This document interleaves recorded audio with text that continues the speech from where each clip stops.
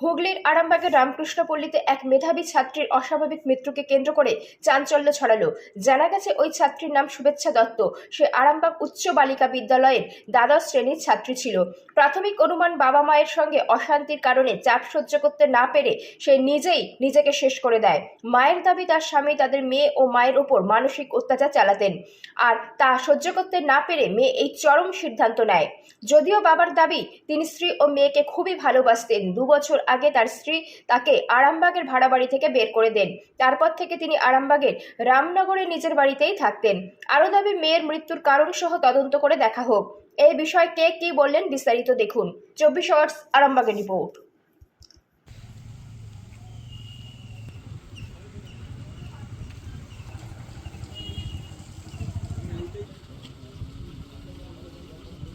কীভাবে হয়েছে বলতে, আমি গত 2.5 বছর ধরে মেয়েকে নিয়ে আলাদা থাকি। স্বামীর শ্বশুরবাড়ির অত্যাচার ছেড়ে আরামবাগে এসেছি। আরামবাগে এসেছি, আমি সেই অত্যাচার সহ্য করতে পারিনি। যদি তাও আবার আলাদা থাকতে শুরু করি, যখন স্বামী অত্যাচার হতে বলে মেয়েটা অসুস্থ হয়ে গিয়েছিলো, অনেকবার অসুস্থ হয়ে হসপিটালাইজড হয়েছিল। সেই জন্য আমি মেয়েটার জন্যই আরও মেয়েটা খারাপ হয়ে যাচ্ছে, শরীর খারাপ করে মেয়েটা খারাপ হয়ে যাচ্ছে, অসুস্থ হয়ে যাচ্ছে বলে মেয়েকে নিয়ে আলাদা থাকার কথা ভাবি। দিয়ে তখন মেয়েকে নিয়ে আলাদাই থাকি, কিন্তু তাতেও শান্তি দেয় না। সেই মেয়ে রাস্তাঘাটে আমাকে সাইকেল ভেঙে দেওয়া, শাঁখা ভেঙে দেওয়া, মারধর করা, মুখে চোরে থাপ্পড় মারা, যা নয় তাই করে রাস্তায় আমাকে কষ্ট দেয়। এবার মেয়েটাকেও কষ্ট দেয়, মেয়েটাও ফোন করে, সেগুলো মেয়েটাও কষ্ট হয়। আমাকে যখন রাস্তায় করে আমি মেয়েকেও ফোন করি, মেয়ে যায়, মেয়ে আবার সেখান থেকে আমাকে উদ্ধার করে নিয়ে আসে। যা হোক করে নিজেকে সামলাতে পারি না আমি তখন, আর মেয়ে আমাকে ছাড়িয়ে নিয়ে আসে। তারপরে এসে এখন এই কিছুদিন কাল ধরে হঠাৎ বললো যে ডিভোর্স দাও, আমাকে ডিভোর্স দিতে হবে। আমি বললাম ঠিক আছে তাই হবে। দিয়ে রাস্তাতে একদিন আটকে ছিল, দিয়ে তারপর ডিভোর্স হওয়ার কথা বললো। আমি বললাম ঠিক আছে তাই হবে। দিয়ে মামা শ্বশুরদের সঙ্গে কথা বললাম যে একটা ব্যবস্থা করে দিন, আপনারা একটা ব্যবস্থা করে দিন। মামারা বললো ঠিক আছে এসো, এখানে থেকে বসা হোক, একটু তোমরা মিউচুয়াল একটা ব্যবস্থা হবে। কারণ কিছু জয়েন্টের কাগজ ছিল, এটা হচ্ছে মেয়ে, তার জন্যে আমি বলেছিলাম যে দরকার নেই, যেমন হচ্ছে মেয়েটার জন্যই কাগজটা রেখেছিলাম, অন্য কিছু না। আমি তো পাবো না, আমি মেয়ের ভবিষ্যতে কথা ভেবে রেখেছিলাম। সেই টাকা করে সারাক্ষণ বলে আমার টাকা চুরি করে নিয়েছো, আমার টাকা চুরি করে নিয়েছো করে সারাক্ষণ পিছনে পড়ে থাকে। আর যেখানে সেখানে নোংরা ভাষা বলে আমাকে, মেয়ের সম্বন্ধেও নোংরা ভাষা চারদিকে বলে বেড়াচ্ছে। মেয়ে আর সেগুলো সহ্য করতে পারে না।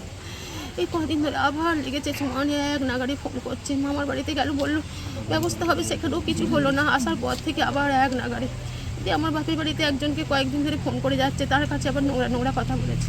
ও আর সহ্য করতে পারে না, ওর স্কুলে যেই নোংরা কথা বলে এসেছে। রামনগরে গোটা ওর গ্রামের বাড়ি সবাই জানে নোংরা কথা, মেয়ে নোংরা হয়ে গেছে। কত ছেলে পড়তে এসে ওকে উল্টোপাল্টা বলে রাস্তাঘাটে, আর আমাকে বন্ধুরা কত নোংরা কথা বলে, ও সহ্য করতে আর পারে। তারপরে কবে হয়েছে ঘটনাটা? এগুলো প্রায় চলতেই থাকে। এই কদিন ধরে এক নাগারে ওকে আর আমাকে ফোন করে যাচ্ছে, রাত 1:30 2টো। আমরা ব্লকে ফেলে রেখেছি, কিন্তু তাতেও একটা বিরক্তি ভাব তৈরি হয়ে গেছে, নিতে পারি না আমরা। ট্রমা একটা, সব সময় একটা ফোন করে যেন নাজেহাল করে দিচ্ছে, সহ্য করতে পারি না। ও সহ্য করতে পারে না, ফোনটা এলেই যেন ওর মধ্যে রাগ তৈরি হয়ে যায়, ও আর নিতে পারে না সেগুলো কিছুতে। আমাকে কালকে সন্ধ্যেবেলাতে এবার বলতে গেলাম, দেখ আবার জানিস আমাদের পাশে বাড়ির দাদুকে ফোন করেছে, আমি বলেছি মানা দেখ, আবার দাদুকে ফোন করে উল্টোপাল্টা কথাগুলো বললো।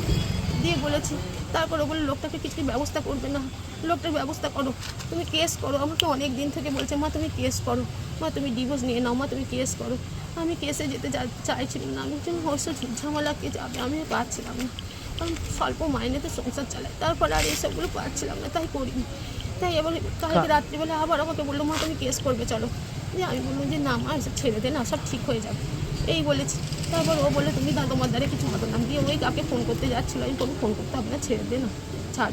এবার আমাকে একটু রাগ দেখালো, তুমি কিছু করবে না করে। আমি আর কিছু বললো না, আমি রাগ করে আছি, এখন তাহলে একটু বসু। তারপর একটু কাঁদছিল, কেঁদে আবার কিছুক্ষণ বসলো। তো আমি খাবি যায় না রে মা, বলে এখন খাবো না, বলে খেয়ে নেবো, তখন খাবি। রাগ করে আছে বলে আমি আর ওকে কাঁটালাম না, বসে আছে একটু ঠিক হয়ে যাক, সেই জন্য আর কিছু বললাম না। তারপর কিছুক্ষণ পরে আবার দেখতে গেলাম, মানে খাবি না বলে রেখে দাও, পরে খাচ্ছি। তখন এক কথা বলছিল কার সাথে, দিয়ে আমি আর কিছু বললাম না। তার কিছুক্ষণ পর দিয়ে আমি এবার বলি যে খেয়ে নে, কিন্তু এবার এক একদিনও রাত্রে করেই খায়, পড়াশোনা করে, রাত জেগেই করে, যার জন্য আমি আর কিছু বলিনি। তারপর আমার চোখটা কখন জুড়িয়ে গেছে, তারপর জানি না, রাত 1:30 সময় উঠে দিয়ে দরজাটা ছেলেটা দেখছি যে অবস্থায় পড়ে। আর আমি বাড়িতে পাই, তারপরে আমি অনেক কষ্ট করে অন্যায়, আমার তখন মনে হয় না আমার মেয়েটা কিছু হয়ে গেছে বলে আমি বিশ্বাস করতে পারছিলাম না। সবাইকে পাড়া প্রতিবেশী দিকে ডাক, কেউ সাড়া পায়নি। তখন আমি কাকিমারা এখানে না ছিল না, আমি যে বাড়িতে থাকি তারা ছিল না, তারা বাইরে কলকাতায় ছিল। আমি সেখানে তার দিকে রাতবেলাতেই ফোন করি, কাকিমাকে কাউকে বলে ব্যবস্থা করে দিন না, আমি মেয়েটাকে কিছু করতে দেখাতে পারছি না, নিয়ে যেতে পারছি না। আমি তখন কাকিমা আবার ফোন করে পাশের বাড়ি একজনকে উঠিয়ে দেয়, সে আবার অ্যাম্বুলেন্স ডেকে দিয়ে তারপর আমরা সেই ওনার চেষ্টা দিয়ে আবার এখানে আসি। তখন অনেকটা দিন হয়ে গেছে। কিসে পড়তো দিদি? মেয়েটা বায়ো সায়েন্স নিয়ে পড়ছিল, 12 এবছর উচ্চ মাধ্যমিক পরীক্ষা দেবে বলে আমি ওকে কিচ্ছু শোনাই না গো। কোনো খুব বুদ্ধিমান, খুব ভালো গান করতো, খুব পড়াশোনায় ভালো, দাঁড়িয়ে গেলে একটা অনলাইনে কাজও করছিল মায়ের কষ্ট বলে। শুধু এটা সহ্য করতে পারলো না, ওর মান সম্মানের বিরাট ইয়ে, নোংরা কথাও সহ্য করতে পারে না। ওকে নোংরা কথা মাকে নোংরা বলে সহ্য করতে পারে না। মানে আপনার স্বামীর অত্যাচারের জন্যই মেয়ে কি একদম ওই ও মেন্টাল প্রেশার নিতে পারেনি। আর দিদি আপনার কটা ছেলে মেয়ে? একটাই মেয়ে আমার, আমি ছোটো থেকে ওই মেয়েকে নিয়ে আমার সব কিছু। আমি সে কোনো কষ্ট করে, অনেক কষ্ট করে টিউশনি করে নার্সারি স্কুলে পড়ি, ওই মেয়েকে মানুষ করেছি, গান শিখিয়েছি অনেক কষ্ট করে। মেয়েটা পড়াশোনাতে খুব ভালো ছিল, ওই সারাক্ষণ আমাকে ওইভাবে অশান্তি দেখে দেখে দেখে দেখে মাথাটা আর রাখতে পারছিল না, আর পড়াশোনা করে মাথায় ধরে রাখতে পারতো না। আমিও প্রেশার দিতাম না, যা পারে তাই করুক, আর রেজাল্ট ভালো করতে পারেনি, আমি যা করে করবো, যেমন পারবে করবো। ও বুদ্ধি আছে, একদিন না একদিন ঠিক দাঁড়িয়ে যাবে। ওর বুদ্ধি ছাড়াও ওর অনেক কিছু গুণ আছে, ও প্রচুর ক্যালি আছে, যার জন্য আমি জানি ও কিছু না কিছু ঠিক দাঁড়িয়ে যাবে একদিন। আর ওর নিজের চেষ্টা বিরাট, আমি কিছু করবো। এই কিছুদিন কাল অনলাইনে একটা কাজও করছিল, সব শেষ হয়ে গেল। আপনার নাম কি দিদি? মর্গের সামনে চলে এসে, মর্গের সামনে। আপনার মেয়ের যারা মা থেকে আরম্ভ করে দাদারা অভিযোগ করছে আপনি মেয়ের নামে কটূক্তি করতেন, উত্তপ্ত করতেন, বিরক্ত করতেন, তার জেরেই নাকি আপনার মেয়ে সুসাইড করেছে। কী বলবেন? বলছি স্যার, আমি আজ 2 থেকে আড়াই বছর আমাকে তাড়িয়ে দিয়েছিল। আমি ওদের সঙ্গে কোনো সম্পর্ক আমার নেই। আমার নাম্বার, আমার স্ত্রী আমার নাম্বার ব্লক করে দিয়েছে, আমার মেয়ে আমার নাম্বার ব্লক করে দিয়েছে, আমার শ্বশুর আমার নাম্বার ব্লক করে দিয়েছে। আমার সঙ্গে ওদের কোনো যোগাযোগই নাই। আমাকে খেতে না দিয়ে মারধর করে তাড়িয়ে দিয়েছে। আমি আজকে 2 থেকে আড়াই বছর আমি দাদা মা, বৃদ্ধ মায়ের কাছে আমাকে দুটো ওরা খেতে দিত বলে বেঁচে আছি। আমি আজকে আমার কোনো সম্পর্কই নেই। আমি বুঝতেই পারছি যে আমার মেয়ের মৃত্যুর কারণ, এর জন্য আমি অনুসন্ধান করতে চাই আমার মেয়ের মৃত্যু কীভাবে হলো। আজকে আমার তাদের সঙ্গে কোনো সম্পর্কই নেই। আমাকে খেতে দিত না। আমার স্ত্রী আমার 18 লাখ টাকা নিয়ে চলে গেছে, আমার সোনা দানা সব নিয়ে চলে গেছে। আমি বারবার বলতুম শম্পা, তুমি আমাকে ডিভোর্স দিয়ে দাও না, আর তোমাকে 9 লাখ টাকা নিশ্চয়ই দেবো তোমার নামে যখন রেখেছি।